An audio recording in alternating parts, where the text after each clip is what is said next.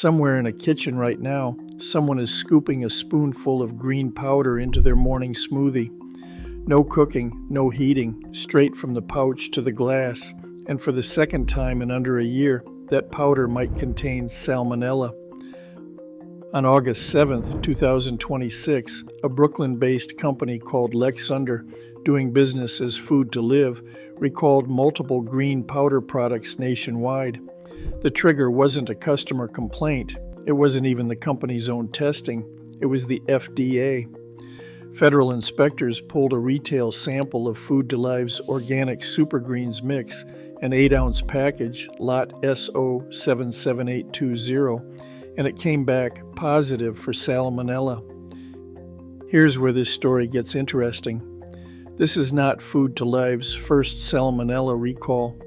In November 2025, just 9 months earlier, the company recalled 2 products for the exact same reason: potential Salmonella contamination. One was organic moringa leaf powder. The other was organic Super Greens mix.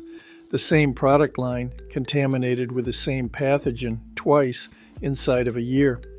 The company says the source of contamination has not been determined. That phrase is doing a lot of work. It means that after the first recall, whatever allowed Salmonella into that facility or into that supply chain was either never found or never fixed. Whatever fix was put in place after November didn't hold, and when the source of an outbreak stays a mystery, there's nothing stopping it from happening a third time. The scope here is significant. Lexunder sold these products nationwide through foodtolive.com, foodinbulk.com, and other online marketplaces in resealable pouches and bulk cases weighing 33, 44, and 55 pounds. That's not just individual consumers stocking a pantry shelf. That's smoothie shops and juice bars buying in bulk and serving this product to customers who have no idea where their greens powder actually came from, or that it's been recalled twice. When a wholesale account is affected, the exposure doesn't stop at one household. It spreads across every customer that business serves. The affected lots span codes SO72558 through SO79374, along with batch codes VFDORGMORPB25, C25051312, and OSP251001. If you or a business you know has purchased Food to Live green powder products in bulk, this is worth checking immediately against the official recall notice, since bulk buyers are exactly the accounts most likely to still have products sitting in storage. And here's the detail that matters most, medically. Salmonella is usually neutralized by cooking. Heat kills it, but nobody cooks a scoop of spirulina or wheatgrass powder. It goes straight into cold water, a smoothie, a shake. There is no kill step between the pouch and your mouth. That's what makes contaminated powder products different from something like contaminated raw chicken.